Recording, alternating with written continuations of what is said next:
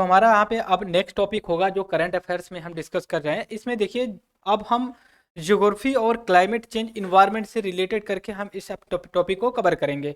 फिर इसके बाद हम जो कि अदर कोई टॉपिक देखेंगे जो हमने लिस्टेड कर रखा है उसको डिस्कस करेंगे। तो अभी देखिए, ये जो आपका ग्लेशियर लेक आउट ब्रस्ट, मतलब ये है कि बर्फ के द्वारा बाढ़ आना।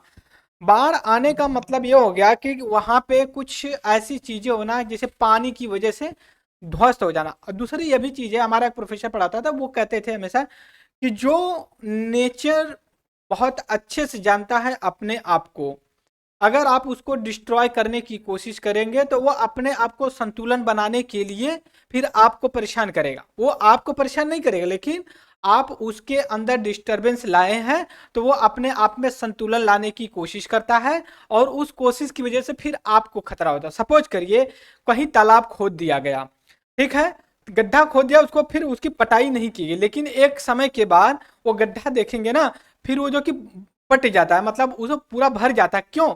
क्योंकि आसपास की जो मतलब मिट्टियां होती हैं उसमें जो है कि ग्रेविटी के रूप में आ जाती हैं, और वो जो कि एक समय के बाद लेवल में आ जाता है।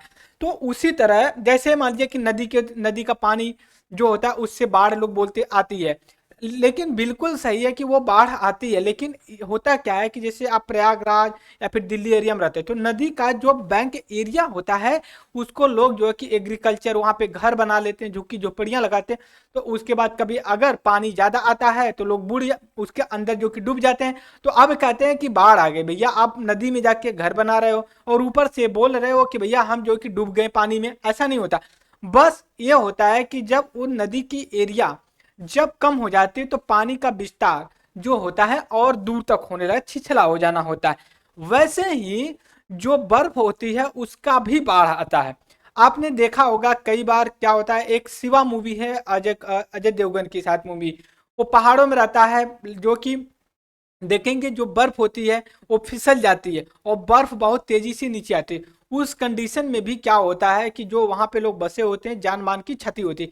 अभी एक रिसर्च के दौरान अभी ये बताया गया, बहुत अच्छा आर्टिकल आया हुआ है इंडियन एक्सप्रेस में, हालांकि उसको कवर तो बहुत मतलब न्यूज़पेपर लोगों ने किया है, बट यहाँ पे जो आज हमें अपने यूपीएससी सिविल सर्विसेज के एग्जामिनेशन के पॉइंट ऑफ व्यू से जो रिक्वायरमेंट होती है हम उसको कवर अप करने की बात करेंगे। सबसे पहले हम देखेंगे जो रिसर्च हुआ है उस प्लेस कौन सी एरिया में हुआ, पहली चीज। दूसरी चीज ये होती है कि पहाड़ों पे बर्फ होती है, जैसे हम कहते हैं पोलार रीजन में बर्फ होती है। और दूसरी चीज ये भी कहते हैं कि पहाड़ों पे भी बर्फ होती है। Tropic of cancer, tropic of capricorn, tropic of equator के आसपास हमेशा सूर्य का घूमना होता है। तो आपके दिमाग में ये आना चाहिए जब सूर्य की किरणें पड़ती तो वहां पे बर्फ जमने की कोई सवाल नहीं होना चाहिए। बट हम एक सुनते हैं टेम्परेचर इन्वर्जन की बात करते हैं। टेम्परेचर इन्वर्जेंस मीन्स ये होता है कि जब हम अल्टीट्यूड मतलब वर्टिकली अल्टीट्यूडनली जब ऊपर जाते हैं, altitude, latitude, longitude geographical terminology है, तो इसमें हमें कंफ्यूज नहीं होना चाहिए। हमने भी जब शुरू में ज्योग्राफी को पढ़ाई शुरू की तो हमें भी बड़ा कंफ्यूजन होता था। हम भी हिंदी माध्यम से हैं, अंग्रेजी माध्यम से नहीं, फिर भी हम इंग्लिश मीडियम में पढ़ाते हैं। तो कहने करत करत अभ्यास जन्मत हो सुया रसरी आवत जा सिर पे परत निशान, ठीक है, जो ये मुहावरे कहे गए हैं, कहावतें कहेंगे, वो कहीं ना कहीं सही होती है। हम देखिए कुछ जियोग्राफिकल जो कि टर्मिनोलॉजी जो कि यूज करेंगे। पहले जो लैटिट्यूड, लैटिट्यूड की बात कर रहे हैं। दूसरा लॉन्जिट्यूड की बात कर रहे हैं, लॉन्जिट्यूड ट्यूड की बात कर रहे हैं। और तीसरा हम बात अभी जो कर रहे हैं, ठीक है, अल्टीट्यूड की बात करते हैं, अल्टीट्यूड की बात कर रहे हैं। तो आपके दिमाग में आएगा भैया ये क्या बता रहे हो आप, हमने तो कभी सुना नहीं। अक्षांश देशांतर तो सुना है, अल्टीट्यूड का मतलब क्या होता है? मतलब ये होता है जैसे वर्टिकली आप जैसे पहाड़ का निर्माण होता है उसका अल्टीट्यूडनरी जो कि निर्माण होता है। जैसे मतलब मान लीजिए ये हमने अर्थ का सरफेस बना दिया और इसी पे हमने बीच में ट्रॉपिक ऑफ इक्वेटर 0 डिग्री बना देते हैं। फिर 23.5 डिग्री नॉर्थ में जो होता है इसको ट्रॉपिक ऑफ कैंसर के रूप में जानते हैं। फिर 23.5 डिग्री जो है कि आपका साउथ में होता है ट्रॉपिक ऑफ कॉप्रिकॉर्न के रूप में जानते हैं। 0 डिग्री को ट्रॉपिक ऑफ द इक्वेटर के रूप में जानते हैं। That is clear. और ये देखिए दरअसल एक कोई भगवान ने नहीं लाइन बनाया है और इसको बनाने वाला इंसान ही है। ऐसा इस वजह से यहाँ पे देख सकते हो इसके बीच में जो सन होता है, ठीक है, सन होता है 12 महीने रोटेट करता रहता है। यहाँ इस एरिया में टेम्परेचर एंड रेनफॉल हमेशा अदर रीजन से जो है कि ज्यादा होती है। जैसे जैसे जैसे जैसे हम एक सेकेंड, जैसे जैसे हम इस इक्वेटर से पोल की तरफ जाते हैं जहां पे ये 90 डिग्री है नॉर्थ में, और यहाँ पे ये आपका आ जाता है 90 डिग्री आपका साउथ में आ जाता है जब, तो इस चीज को लेकर के हम कहते हैं जैसे जैसे ट्रॉपिक ऑफ इक्वेटर से आप हाई लैटिट्यूड पे जब जाते हैं तो टेम्परेचर क्या होता है, डिक्रीज होता है, और जो है कि और यहाँ पे पहुंचते पहुंचते एकदम चीजें जो कि बर्फ पानी, मतलब जो पानी होता है बर्फ बनी होती है। ट्रॉप जो कि आपका आर्कटिक अंटार्कटिका रीजन पे देखेंगे पूरी बर्फ होती है। जैसे हमारा एक कॉन्टिनेंट अंटार्कटिका, वहां पे ह्यूमन हैबिटाट पॉसिबल है ही नहीं, और दूसरी चीज है पूरी बर्फ बनी, वो प्लेस को उस कॉन्टिनेंट को as a research and development के पॉइंट ऑफ व्यू से उसको किया जाता है। वैसे ही फिर जब हम बात करते हैं लॉन्जिट्यूड की बात करते हैं, जिसको हिंदी में कहते हैं देशांतर, ठीक है, देशांतर के रूप में देखते हैं। इससे हमें टाइम और दिशा का इंडिकेटर होता है, ईस्ट और वेस्ट कितना बज रहा है कहाँ पे, इस चीज को लेकर के करते हैं। इसका कुछ डायरेक्शन देख सकते हो आप, ऐसे ही होता है। जब आप इस साइड जाएंगे, लेफ्ट साइड जाएंगे तो इसको वेस्ट मानते हैं, जब इस साइड जाएंगे तो आपको इसको ईस्ट मानते हैं। 0 डिग्री आपका लॉन्जिट्यूड ये होता है, जिसको ग्रीनविच के नाम से भी जानते हैं। इससे टाइम एंड जो है कि डे प्लस जो है कि डायरेक्शन पता चलता है। हालांकि डायरेक्शन का पता ट्रॉपिक ऑफ सॉरी जो कि लैटिट्यूड जो होते हैं उससे भी होते हैं। अब लास्ट में हम बात आते हैं अल्टीट्यूड की बात करते हैं। अल्टीट्यूड की जब हम बात करेंगे यहाँ पे, तो आपको एक चीज मैं और क्लियर करना चाहता हूँ, थोड़ा सा पेशेंस रखिए। एक चीज होती है वर्टिकल, ऐसे समझिए, ठीक है, वर्टिकल होती है, हॉरिजॉन्टल होती है। जैसे मैं खड़ा हूँ, मैं वर्टिकल, ऊर्ध्वाधर थैथिस क्या बोलते हैं हिंदी में मुझे नहीं पता। तो जैसे मान लीजिए कि अगर ऐसे हैं, मतलब आप जमीन से जैसे ही यहाँ से ऊपर की तरफ जाते हैं तो 165 मीटर पे आपका 1 सेंटीग्रेड टेम्परेचर डिक्रीज होता है। ये हम सभी लोग पढ़े हैं ट्रॉपिक ऑफ जो आपका होता है ना, क्या बोलते हैं, ट्रोपोस्फेयर होता है, स्ट्रेटोस्फेयर तो मेसोस्फेयर, टेम्परेचर इन्वर्जन सभी चीजों को देखते हैं। तो जब हम एक समय के बाद जाते हैं तो वहां पे टेम्परेचर आपका 0 पड़ जाता है, और जो कि आपका बर्फ जमी मिलती है पहाड़ों पे, ठीक है। और वैसे ही जब आप उत्तराखंड इंडिया या जो हिमालय रीजन में जाएंगे तो आप देखेंगे बहुत हाई अल्टीट्यूड पे चीजें जो है कि बसी पड़ी है, ठीक है। एक सेकेंड, तो अब देखिए ये इंडिया का मैं मैप बना रहा हूँ, ठीक है। अब ये इंडिया का मैप बना रहा हूँ, थोड़ा सा ऊपर नीचे होगा, बट डोंट वरी, बस हमारा ऑब्जेक्टिव ये है दोस्तों कि हम इसको ज्यादा से ज्यादा एक इमेजिनेशन, अगर आप यूपीएससी में इतना भी बना दे, यूपीएससी विल अंडरस्टैंड कि मतलब आप कहना क्या चाहते हो। वहां पे कोई कारीगरी या हुसैन वगैरह नहीं बनना है कि हमें पूरा एक्यूरेट बनाना, ऐसा नहीं, बस जिग जैग करके आपको बना देना। यहाँ पे आप देखेंगे उत्तराखंड पड़ता है, उत्तराखंड भी आपका हिमालय के गोद में बनता है, और हिमालय आपका यहाँ से लेके आप देख सकते हो ऐसे कुछ डेवलप किया अपने आप को किया है।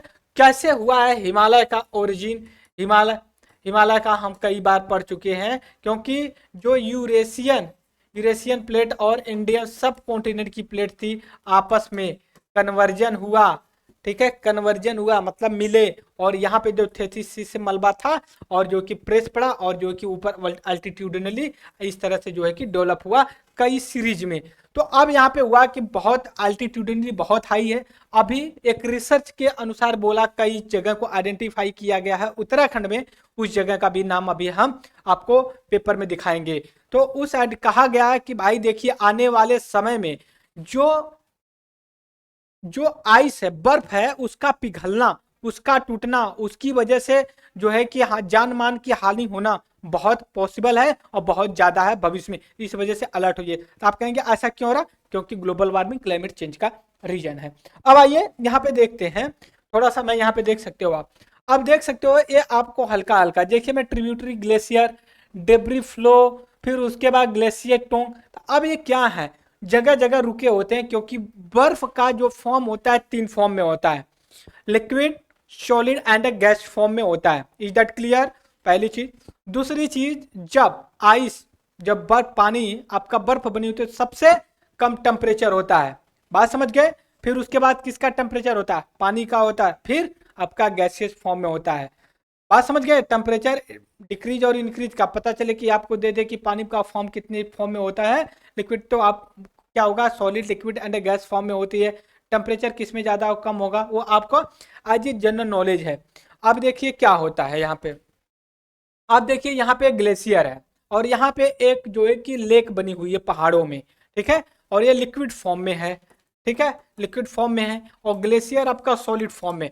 सपोज करिए कि क्लाइमेट चेंज की वजह से जो है कि आपका ग्लोबल वार्मिंग हो रही, जो ग्लोबल वार्मिंग से क्लाइमेट चेंज, अब पता चले कि यहाँ के पास जो है कि ये बर्फ पिघलने लगी, क्यों, क्योंकि जो है कि टेम्परेचर क्या हुआ, बढ़ रहा है ग्लोबल वार्मिंग की वजह से। तो अब ये क्या है, यही बीच से देखिए टूट रहा है, टूटने के बाद ये इसमें गिरेगा, जब ये इसमें गिरेगा तो यहाँ का पानी उछाल मारेगा, उछाल मारने के बाद क्या करेगा, जहाँ पे ह्यूमन हैबिटाट है वहां पे पहुंचेगा। जैसे आप बाल्टी का पानी ही फेंक दीजिए, आदमी बह जाता है, बात समझ गए हो। क्या करते हो, आप घर पे जाते हो, बाल्टी का पानी करते हो तो जो मतलब कचरा होता है बह जाता है। तो इस वजह से बाढ़ आती है, ग्लोबल वार्मिंग। अब हमारे लिए इंपॉर्टेंस क्या है, अब हमारे लिए इंपॉर्टेंस दोस्तों ये है, risk from the glacier lake flood. देखिए खतरा है किससे, जो ग्लेशियर लेक होते हैं उनसे द्वारा आई गई बाढ़ को। तो अब ये देख रहे देखिए कितने ये सातिर लोग हैं, क्या कह रहे हैं कि बाढ़ ये इनकी ग्लेशियर की वजह से आ रही है। ऐसा नहीं कि आपने उत्पात मचाया है इस वजह से आ रही है, इनको इसको ब्लेम ना करे सर, ठीक है।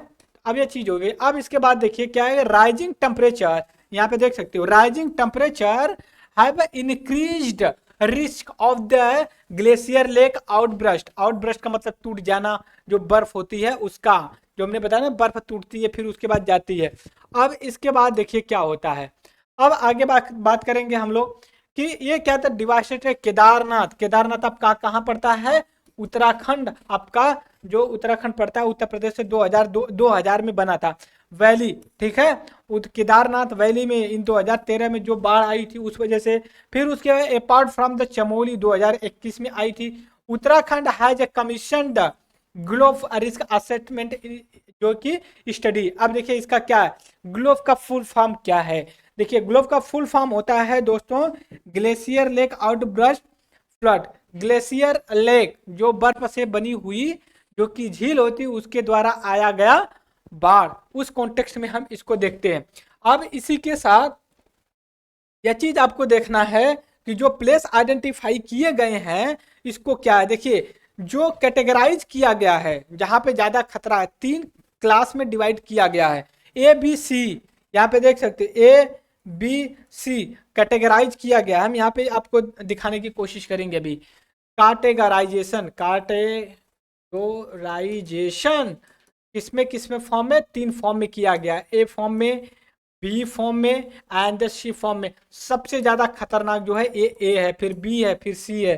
तो अब हमारी दायित्व तो बनता है कि हम इनको आइडेंटिफाई करें। देखिए जो रेड वाले मिलेंगे आपका ज्यादा जो है कि आप देख सकते हो कहाँ पे रेड है, यहाँ पे है और यहाँ पे है और यहाँ पे ये है, ठीक है। तो 3 2 5 5 स्पॉट ऐसे हैं जो हाई रिस्क पे हैं और ये आपको आना चाहिए, पता रहना चाहिए। अगर नहीं भी आता है तो बस इनके नेम आपको पता होना चाहिए कि वास्तव में ये क्या है।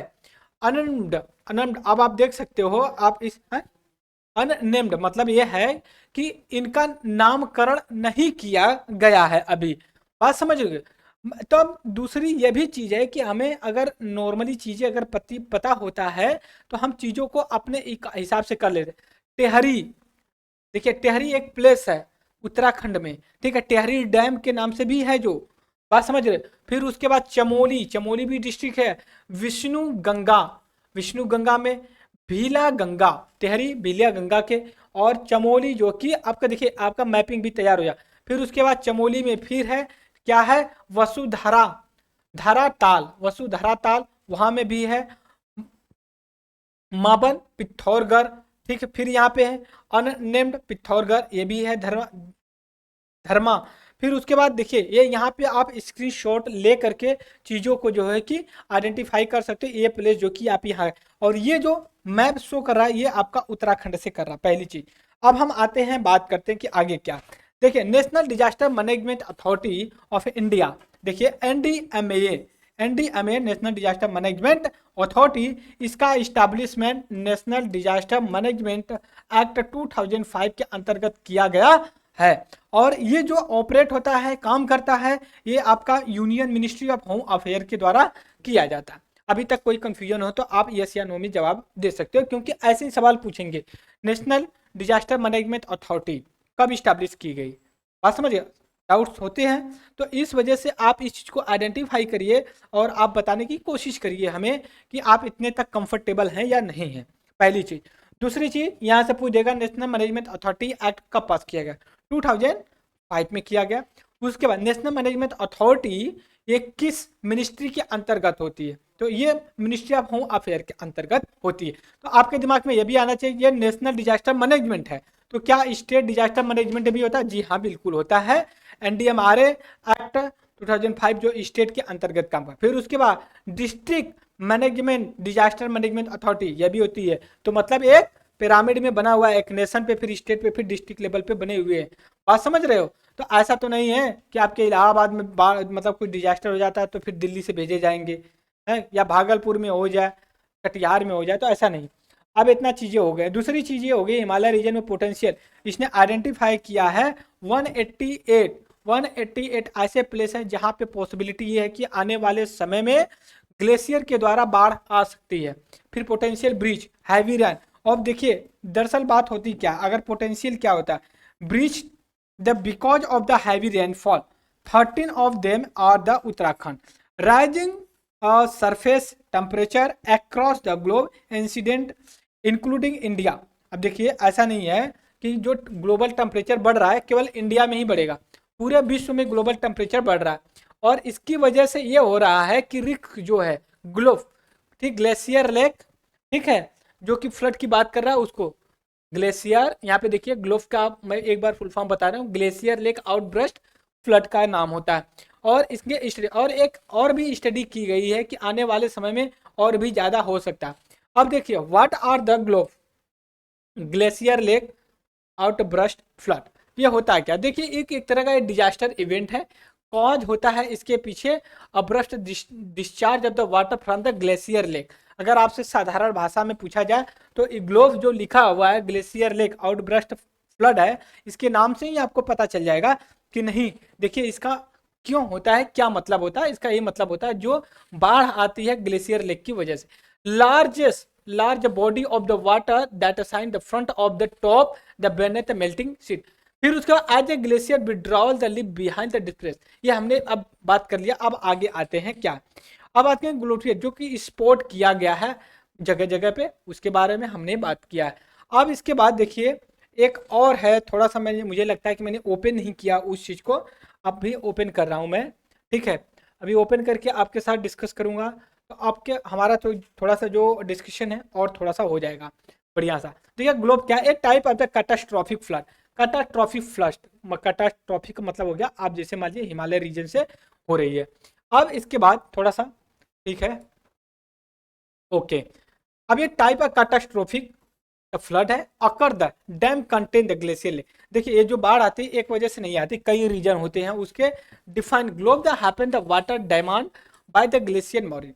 अब देखिए two types of the there marginal lake outburst and sub glacier lake outburst के रूप में हम इसको देखते हैं। अब इसके बाद और आगे आकर के हम देखते हैं क्या कुछ बेसिक इंफॉर्मेशन होती है कि अब देखिए थोड़ा सा मैनेजमेंट, क्योंकि डिजास्टर मैनेजमेंट हमारे यूपीएससी के सिलेबस में भी है।